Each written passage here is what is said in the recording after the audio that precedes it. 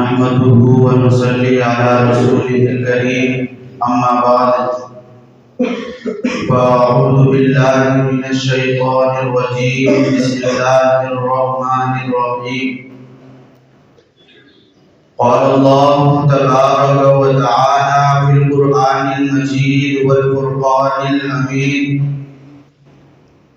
وتوبوا إلى الله جميعا أيها المؤمنون لعلكم تفلحون. وقال النبي صلى الله عليه وسلم كل بني آدم خطاء وخير الخطائين التوابون، أو كما قال عليه الصلاة والسلام. صدق الله مولانا العظيم وصدق رسوله النبي الكريم، ونحن على ذلك لمن الشاهدين والشاكرين والحمد لله رب العالمين. غلامی محمد دین حق کی شرط اول ہے. غلامی محمد دین حق کی شرط اول ہے. اگر اس میں ہو کچھ خامی تو سب کچھ نامکمل ہے. حضرت مفتی محمد ہارون صاحب اور محبت اساتذہ کرام، عزیز ساتھیوں اور عزیز طلباء، اللہ تبارک و تعالیٰ کا بے انتہا کرم ہے، احسان ہے کہ اللہ تبارک و تعالیٰ نے ہمیں ایمان جیسی دولت سے سرفراز کیا. عزیز طلباء، ہم اپنے اطراف میں رہنے والے لوگوں پر جب نظر کرتے ہیں تو معصیت اور طاعت کے اعتبار سے تین قسم کے لوگ ہمارے درمیان پائے جاتے ہیں. معصیت اللہ تعالیٰ کی نافرمانی کر کے اور طاعت اللہ تعالیٰ کی فرمانبرداری کر کے زندگی گزارنے والے لوگوں کا جب ہم جائزہ دیکھ لیتے ہیں تو ہمیں تین قسم کے لوگ نظر آتے ہیں. نمبر ایک شخص تو وہ ہے کہ جو نیکی بھی کم کرتا ہے، یعنی نماز، روزہ، حج، زکات کی ساری چیزیں ادا کرتا ہے اور گناہوں سے بچنے کی پوری کوشش کرتا ہے، معصیت سے اپنے آپ کو دور رکھتا ہے، اپنی نفس کی خواہشوں سے اپنے آپ کو دور رکھتا ہے. ایسے انسان اللہ تعالیٰ کی نظر میں سب سے زیادہ پسندیدہ ہے جو ہر قسم کی معصیت سے اپنے آپ کو دور رکھے اور پورے طور پر اللہ تعالیٰ کی اطاعت کو، اس کی فرمانبرداری کو بجا لائے. پہلا شخص یہ ہے اللہ تعالیٰ کے نزدیک سب سے پسندیدہ ایسے لوگ ہیں. قرآن پاک میں صحابہ کرام رضوان اللہ علیہم اجمعین کے تعلق سے جب انہوں نے یہ اوصاف سے مکمل طور پر اپنی زندگی کو اللہ کے حکموں پر ڈالا، نبی علیہ السلام کے طریقے کے مطابق اپنی زندگی کو چلایا، تو اللہ تعالیٰ نے ان کو قرآن پاک میں اولئک هم المفلحون کہا. ایسے لوگ کامیاب ہیں. دوسری قسم ایسے لوگ جو نیک کام کرتے ہیں، نماز، روزہ، حج، زکات ساری چیزیں ادا کرتے ہیں، لیکن گناہوں سے بچنے کا کوئی اہتمام نہیں کرتے. یہ ایسے ہے گویا انہوں نے اپنی نیکیوں کو اور گناہوں کو برابر کر دیا. ایسے لوگ بھی اللہ تعالیٰ کی نظر میں پسندیدہ نہیں ہیں. اور تیسرے وہ لوگ ہیں جو نہ تو اللہ تعالیٰ کی فرمانبرداری کے مطابق زندگی گزارتے ہیں اور نہ گناہوں سے بچنے کا اہتمام کرتے ہیں. ان کی زندگی میں ہر وقت اللہ کی نافرمانی بھری پڑی ہے، اللہ کی اطاعت سے ان کا کوئی واسطہ نہیں ہے. ایسے لوگ اللہ تعالیٰ کے نزدیک نہایت ہی رذیل، نہایت ہی گھٹیا لوگ ہیں. اولئک الانعام بل هم اضل. ایسے لوگ تو جانور ہیں بلکہ جانوروں سے بھی کئی گزرے ہیں. قرآن پاک نے تو یہ کہا.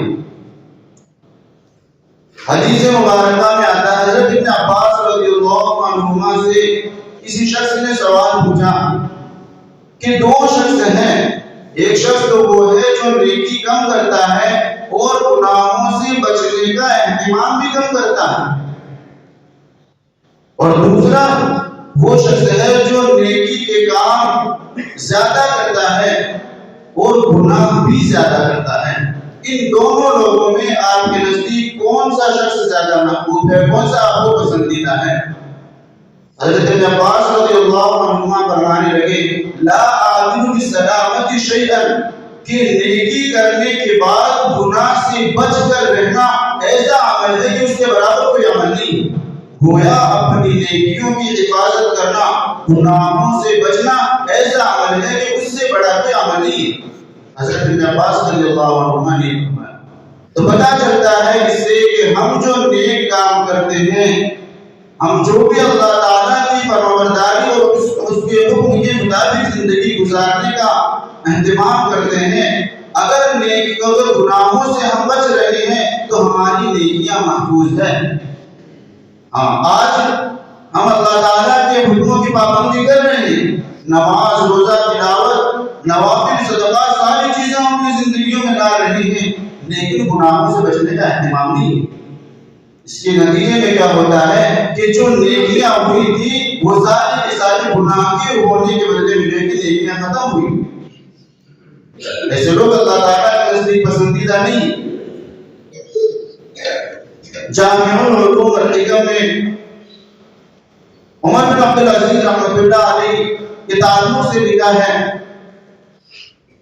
وہ فرماتے تھے کہ مجھے سب سے پسندیدہ یہ چیز ہے کہ میں فرض نماز اور واجبات نماز کے علاوہ کوئی نفل نماز نہ پڑھوں، زکوٰۃ کے علاوہ کوئی نفلی صدقہ نہ کروں، رمضان کے فرض روزوں کے علاوہ کوئی نفلی روزہ نہ اپنی زندگی میں رکھوں، حج فرض کے علاوہ کوئی جو ہے حج اپنی زندگی میں نہ کروں، لیکن ان سب کی جو طاقت ہے وہ میری طاقت معاشیت سے بچنے میں صرف وہ مجھے سب سے زیادہ عزیز ہے۔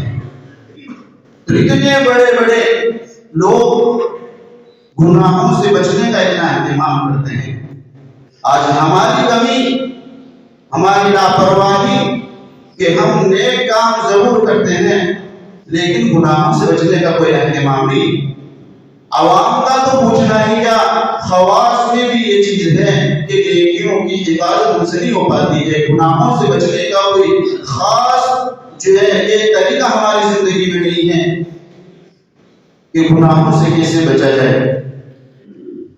علامہ ابن تیمیہ علیہ الرحمہ نے اپنی کتاب امام توسط میں لکھا ہے کہ اللہ تعالیٰ سے جب کوئی بندہ اللہ تعالیٰ کی منع کردہ چیزوں کا ارتکاب کرتا ہے، اللہ کا نافرمان بن جاتا ہے، تو اپنے گناہوں کے معاف کرانے کے علامہ ابن تیمیہ نے 10 اسباب لکھے ہیں کہ ان چیزوں کو کر کے انسان اپنے گناہوں کو معاف کروا سکتا ہے۔ ان میں سب سے پہلی چیز ہے استغفار، اور دوسری چیز توبہ۔ انہی 2 چیزوں کو سمجھنا ہے، استغفار اور توبہ۔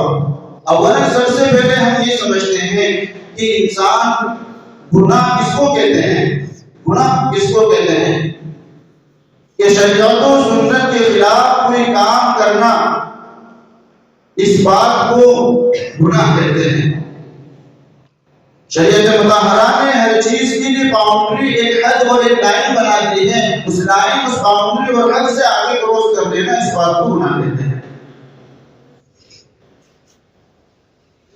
اور گناہ سے توبہ کرنا ہر انسان کے لیے ضروری ہے۔ گناہوں میں توبہ کرنے کے لیے سب سے زیادہ مؤثر، سب سے زیادہ اثرناک اگر کوئی چیز ہے تو استغفار ہے۔ کیوں؟ حبیب صلی اللہ علیہ وسلم سے اچھا کوئی گناہوں سے بچنے والا نہیں تھا، پیارے نبی صلی اللہ علیہ وسلم سے بہتر کوئی نمونہ نہیں تھا اللہ تعالیٰ کی عبادت کے تعلق سے۔ خود نبی پاک صلی اللہ علیہ وسلم کو قرآن پاک میں اللہ تبارک و تعالیٰ نے استغفار کا حکم دیا ہے، فَسَبِّحْ بِحَمْدِ رَبِّكَ وَاسْتَغْفِرْ۔ اے نبی جی آپ تعریف بیان کیجئے، آپ اللہ کے حمد و ثنا بیان کیجئے، واستغفر، اور استغفار بھی کیا کیجئے۔ صیغہ امر ہے، ہم حضرات جانتے ہیں کہ امر سے وجوب ثابت ہے۔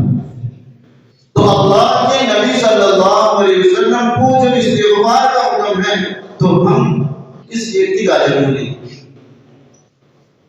نماز کتنی بڑی اہم اللہ تعالیٰ کی طرف سے ایک اہم فریضہ ہے، حتیٰ کہ کتابوں میں لکھا ہے کہ جب انسان وضو کرتا ہے تو انسان کے اعضائے وضو سے گناہ دھلتے ہوئے لوگوں کو نظر آتے ہیں، لیکن جیسے ہی نماز ہوئی ہر نماز کے بعد استغفار ہے۔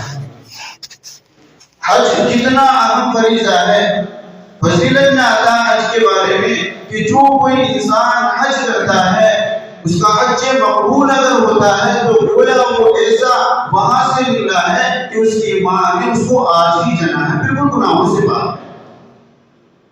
لیکن اس کے بعد بھی استغفار کی ترغیب، ثم افیضوا من حیث افاض الناس واستغفروا اللہ، کہ جب تم اکٹھے ہو اور منتشر ہو جاؤ، حج مناسک سے فارغ ہو جاؤ، استغفار کرو۔ تو اتنے اہم جو نعمتیں ہیں اللہ تعالیٰ کی جو ہم پر فرض کردہ عائد کردہ فرائض ہیں، ان کے بعد میں استغفار ہے، جبکہ ان کے بعد تو گناہ کا تصور ختم ہو جاتا ہے، لیکن پھر بھی استغفار ہے۔ ہم کیا ہے کہ استغفار بہت کم کرتے ہیں، اول تو ہم گناہوں سے بچنے کا کوئی اہتمام نہیں کرتے، اور اگر گناہ ہو بھی جائے تو ہمارے اندر کوئی افسوس نہیں ہے، کوئی گناہ سے بچنے کا کوئی ہمارے لیے راستہ نہیں ہے۔ اچھا، انسان سے گناہ کیوں ہوتا ہے اس بات کو سمجھنے کی ضرورت ہے۔ حدیث پاک میں تو کہہ دیا کل بنی آدم خطاء وخیر الخطائین التوابون، یقینی طور پر بالکل صحیح بات ہے۔ انسان سے غلطی ہو جانا، گناہ ہو جانا اس کی فطرت میں ہے،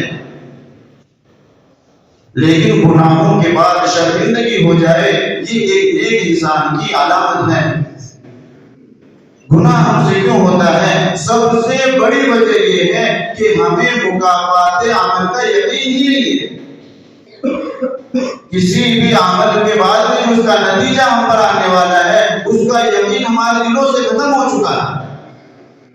دنیاوی چیزوں کا یقین ہمارے دلوں میں ایسے بے وجہ ہے کہ ہم نے اللہ تعالیٰ کے حکموں پر، اللہ تعالیٰ کے جو منع کردہ چیزیں ہیں ان پر آنے والے عذابات کا یقین ہمارے دلوں سے ختم ہو چکا ہے۔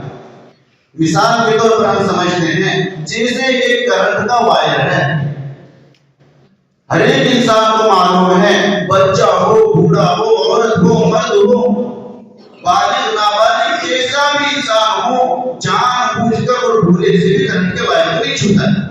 کیوں؟ اس لیے کہ اسے یقین ہے کہ اس کے اندر جو دوڑ رہا ہے اس کو ٹچ کرنے سے میری زندگی ختم ہو سکتی ہے، اس لیے انسان بچتا ہے۔ اسی طریقے سے زہریلے جانوروں سے انسان کیوں بچ رہا ہے؟ کیوں ان کو جان بوجھ کر ٹچ نہیں کرتا؟ کیوں ان کو جو ہے کہ دور رہنے کی کوشش کرتا ہے؟ اس لیے کہ انسان کے دل میں اس بات کا یقین ہے کہ اس چیز کے اندر زہر ہے، اس کو اگر ٹچ کیا، اس کو چھوا تو اس کی پاداش ناپروجی زندگی سے ہاتھ دھونا پڑے۔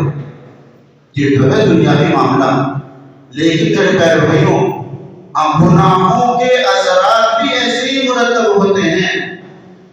ہمیں گناہوں پر مکافات عمل کا یقین ختم ہو چکا ہے۔ اگر گناہوں کا یقین، اس پر اللہ تعالیٰ کی جو وعیدیں ہیں، اللہ تعالیٰ کی جو عذابات اس پر جو آنے والے ہیں، اس پر جو مرتب ہونے والے، اس کا یقین ہمارے دلوں میں ہو جائے تو انسان گناہ کے قریب تک بھی نہیں جا سکتا۔ تو اس وجہ سے ہم سے گناہ ہوتے ہیں۔ شریعت نے گناہوں سے بہتری کے لیے سب سے بڑا جو تحفہ دیا ہے استغفار کا تحفہ ہے۔ حبیب صلی اللہ علیہ وسلم کو حکم دیا کہ استغفار کیا کیجیے۔ استغفار کی کتنی بڑی طاقت ہے کہ حضرت حسن بصری رحمۃ اللہ علیہ ایک مرتبہ اپنی مجلس میں بیٹھے ہوئے ہیں، ایک شخص آیا اور کہنے لگا حضرت بہت گنہگار ہوں، دعا کیجیے گناہ معاف ہو جائے، میں معصیت کو چھوڑ کر فرمانبرداری پر آ جاؤں، اس بارے میں دعا کیجیے۔ حضرت حسن بصری رحمۃ اللہ علیہ نے کہا جاؤ استغفار کرو، جاؤ استغفار کرو۔ پھر دوسرا شخص آیا، حضرت روزی روٹی کے تعلق سے بہت جو ہے کہ پریشان ہوں، آپ دعا کیجیے کہ میرا کوئی مسئلہ حل ہو جائے۔ حضرت حسن بصری رحمۃ اللہ علیہ نے پھر سے کہا کہ جاؤ تم بھی استغفار کرو۔ پھر دوسرا شخص آیا اور کہنے لگا کہ قحط کا حال ہے، باغات بالکل سوکھ رہے ہیں، آسمان سے بارشیں نہیں نازل ہو رہی، حضرت دعا کیجیے کہ اللہ کی رحمت برس پڑے۔ حضرت حسن بصری رحمۃ اللہ علیہ نے کہا خود جاؤ استغفار کرو۔ پھر ایک اور شخص آیا اور کہنے لگا کہ حضرت اولاد کی نعمت سے جو ہے کہ میں دور ہوں، دعا کیجیے اللہ تعالیٰ میرے یہاں کوئی اولاد دے دے اور اس نعمت سے جو ہے کہ میری چھوٹی کر دے۔ حضرت حسن بصری رحمۃ اللہ علیہ نے پھر سے وہی جواب کہ جاؤ تم بھی استغفار کرو۔ اب مجلس میں بیٹھنے والے سارے لوگ پریشان ہیں، چار الگ الگ لوگ مختلف اپنے احوال لے کر آنے، اپنی پریشانیاں لے کر آنے، سب کا علاج استغفار میں یہ کیسے بڑا ممکن ہے؟ حضرت حسن بصری رحمۃ اللہ علیہ سے جو ہے کہ مجلس میں بیٹھے شخص نے اظہار تعجب کیا کہ حضرت چار لوگ الگ الگ اپنی پریشانیاں لے کر آ رہے ہیں اور آپ سب نے ان سب کے خلاف نے ان سب کے لیے ایک ہی چیز استغفار کی ترغیب دی، ایسا کیا معاشرہ سمجھ میں نہیں آیا۔ حضرت حسن بصری رحمۃ اللہ علیہ کہنے لگے کہ میں نے یہ جو جواب دیا ہے یہ اپنی طرف سے جواب نہیں دیا ہے، اس میں پتہ چلتا ہے کہ علم کا کتنا گہراؤ تھا، علم میں کتنی گہرائی تھی ان کے، کہ میں نے اپنی طرف سے کوئی جواب نہیں دیا، میں نے تو قرآن پاک سے اس کا جواب دیا ہے۔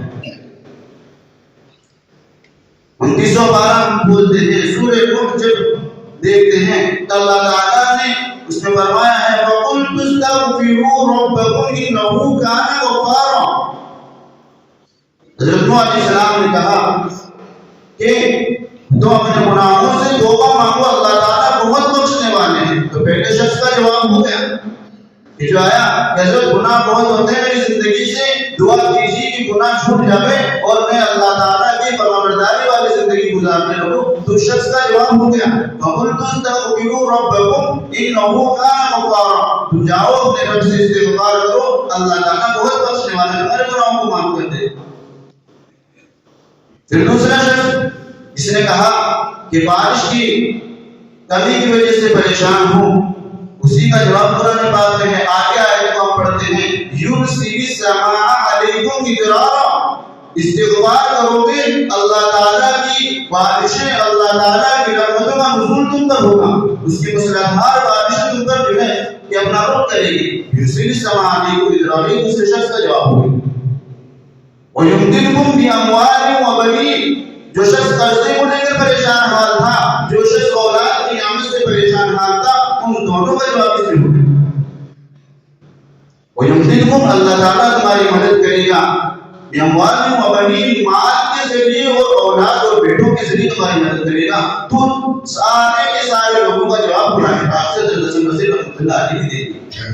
اب ہم دیکھیں کہ ہماری زندگی میں استغفار ہے یا نہیں۔ آج ہم جو ہے کہ روزمرہ کی زندگیاں ہیں ہماری، ہم انہی چیزوں کو لے کر پریشان ہیں، کوئی گناہوں کو لے کر پریشان ہے تو کوئی اللہ تعالیٰ کی فرمانبردار بندہ کیسے بن جاؤں اس چیز کو لے کر پریشان ہے، اور کوئی روزی روٹی کے مسئلے کو لے کر پریشان ہے۔ تو ان سب پریشانیوں کا صرف ایک علاج ہے کہ ہم اپنی زندگی میں استغفار کو داخل کریں، اور استغفار بھی استغفار ہو، استغفار بھی استغفار ہو، صبح برکت توبہ برکت دل بھرس روکے گناہ معصیت را بندہ نہایت برس پر استغفار ایمان، کہ ہاتھ میں تسبیح دل پر ذکر، اور دل ہاتھ میں تسبیح لب پر ذکر، اور دل میں وہی گناہوں سے محبت، اس چیز سے استغفار ثابت نہیں ہوگا۔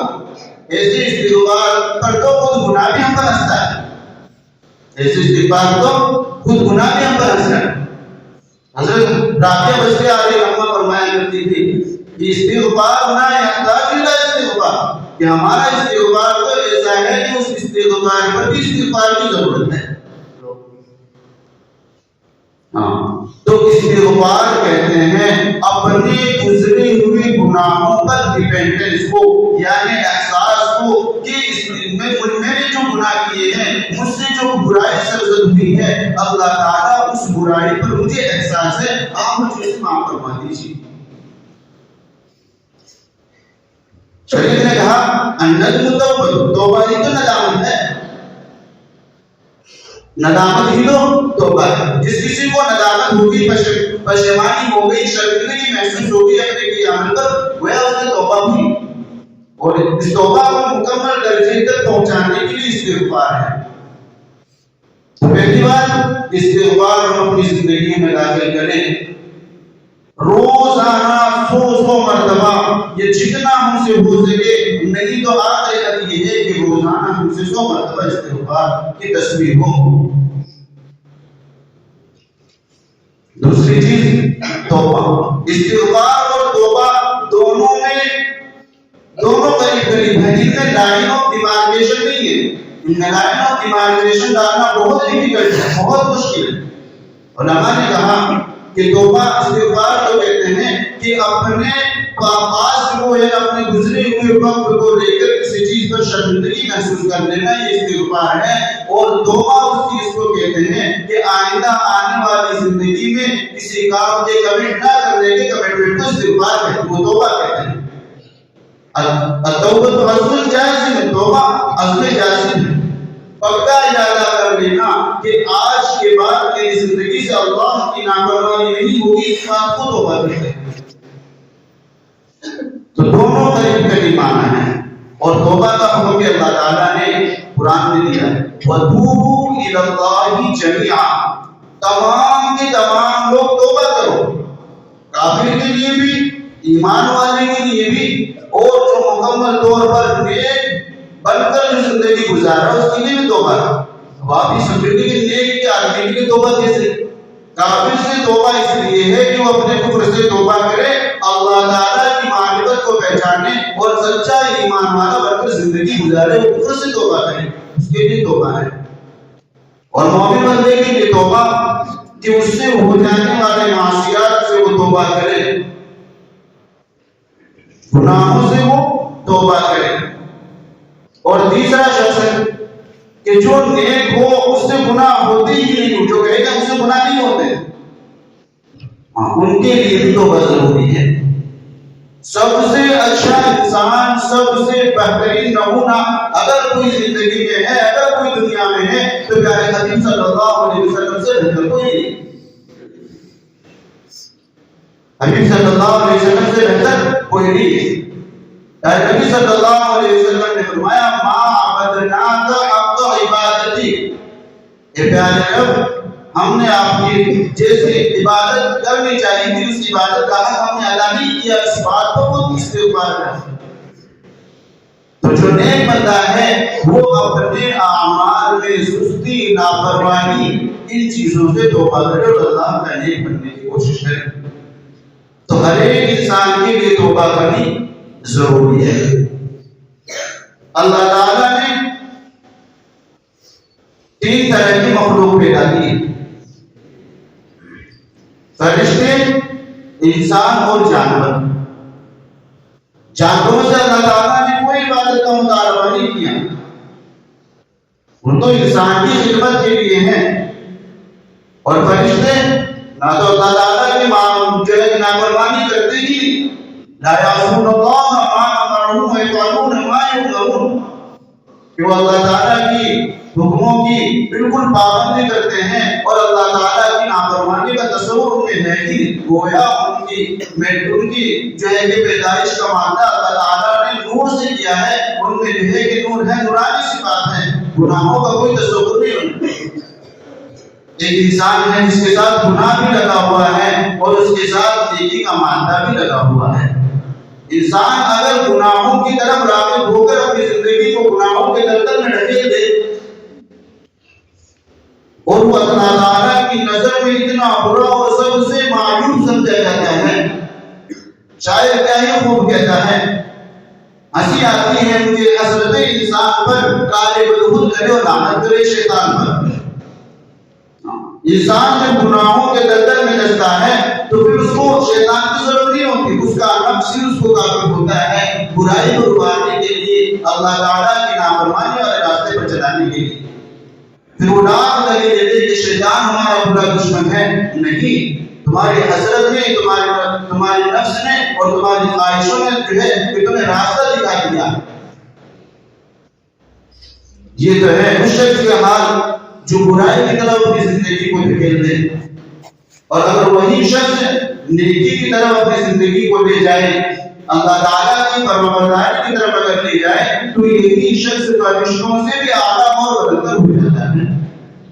علامہ اقبال علیہ الرحمہ ایسے شخص کے بارے میں کیا ہی خوب کہتے ہیں کہ تھی فرشتوں کو بھی حیرت کی آواز ہے کیا، تھی فرشتوں کو بھی حیرت کی آواز ہے کیا، عرش والوں پہ کھلتا نہیں یہ راز ہے کیا. تاج عرش بھی انسان کی تو وہ تاج ہے کیا، آگے خاک سے بنے بدلے ہوئے کی پرواز ہے.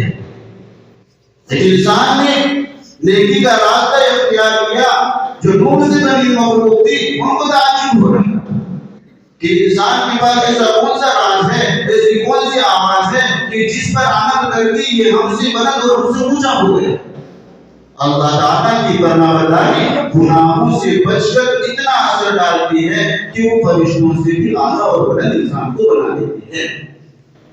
تو ہم جو ہے کہ عزم کریں کہ ہماری زندگیوں سے جو گناہ ہوئے ہیں ہم استغفار کریں، اور جو آگے کے لیے ہیں ان کے لیے جو ہے ہم توبہ کریں، اللہ تعالیٰ سے ایک عزم مسلم کریں، ایک وعدہ لے کہ آج کے بعد ہماری زندگی سے کوئی گناہ نہیں ہونا.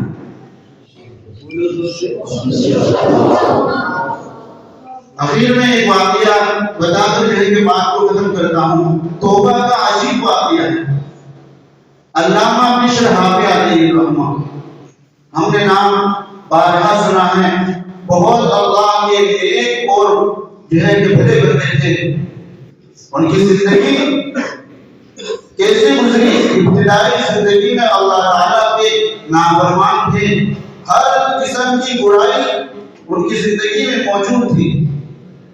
واقعہ یہ ہوا کہ ایک مرتبہ اپنے گھر میں شراب کی مجلس جمائے بیٹھے ہیں، شراب کی مجلس جمائے بیٹھے ہیں اور گانے وغیرہ وہاں چل رہے ہیں. اتنے میں دروازے پر دستک ہوئی. دروازہ کسی نے کھٹکھٹایا اور باندھی نے جا کر دروازہ کھولا تو ایک بزرگ کھڑے ہیں. باندھی سے عرض کیا کہ گھر کا مالک آزاد ہے یا غلام ہے؟ حضرت نے کیا سوال کیا کہ گھر کا مالک آزاد ہے یا غلام ہے؟ باندھی نے کہا کہ گھر جب ان کا ہے، یہ کسی کے غلام نہیں ہے. تو باندھی نے جواب دیا گھر کا مالک تو آزاد ہے. یہ اتنی سی بات کہہ کر بزرگ نکل چکے. علامہ بشر حافظ علیہ الرحمہ کے کانوں میں ہلکی ہلکی سی ان کی آواز پڑ رہی. وہ سن رہے تھے اس بات کو. جیسے ہی باندھی اندر کی طرف آئی، علامہ بشر حافظ علیہ الرحمہ کھڑے ہو کر ان کے پاس جاتے ہیں اور کہتے ہیں کہ وہ جو انسان ابھی تمہارے پاس کھڑا تھا وہ کیا کہہ کر گیا؟ وہ آپ کے تعلق سے کہہ کر گیا ہے کہ انہوں نے مجھ سے پوچھا کہ گھر کا مالک آزاد ہے یا غلام ہے؟ تو کہنے لگے کہ آپ نے کیا جواب دیا؟ باندھی کہنے لگی کہ میں نے یہ کہا کہ گھر کا مالک تو آزاد ہے. یہ بات ان کے دل میں اتنی چبھی، ایسا اثر کیا اس بات نے کہ فوراً اس بزرگ کو ڈھونڈنے کے لیے گلیوں میں چکر لگانا شروع کر دیا. وہ کہیں نہیں مل رہے. آخر میں جاتے ہوئے آخری راستے پر جا کر ان سے ملاقات ہوتی ہے اور جا کر علامہ بشر حافظ علیہ الرحمہ نے ان سے پوچھا کہ آپ نے کس بنا پر مجھے جو ہے آزاد کہا؟ کہ ہاں، میں نے جب آپ کے حالات دیکھے، میں نے آپ کی زندگی پر جب نظر کی تو مجھے آزادانہ زندگی معلوم ہوئی. یہ غلامی والی زندگی ہوتی تو آقا مدنی کی غلامی میں تو شراب حرام ہے، آقا مدنی کی غلامی میں تو گانے بجانے کی محفلیں لگانا حرام ہے. یہ آپ کی زندگی میں کیسے داخل؟ لہٰذا میں آپ کو غلامی سمجھوں.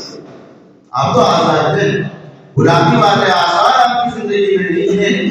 آوارگی اور آزادانہ ماحول آپ کی زندگی میں معلوم ہو. یہ بات ان کے دل میں اتنی اثر کی کہ انہوں نے اپنی زندگی کو بدلنے کا عزیہ بنی. اللہ کی جانب اس بات میں کیا تاثیر تھی کہ انہوں نے اپنی زندگی کو ایسا بدلا کہ اللہ کے نیک بندے بن کر اس دنیا سے گئے ہیں.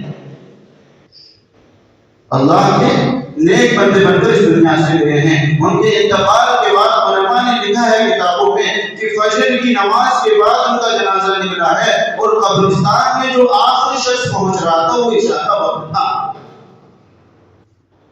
یہ انعام دیکھ کر اللہ تعالیٰ کا یہ فضل ان پر دیکھ کر بہت سارے لوگوں نے کہا کہ یہ آخرت میں جو انعام ملنے والے ہیں ان سے پہلے دنیا میں ان کو انعام نہیں ملا.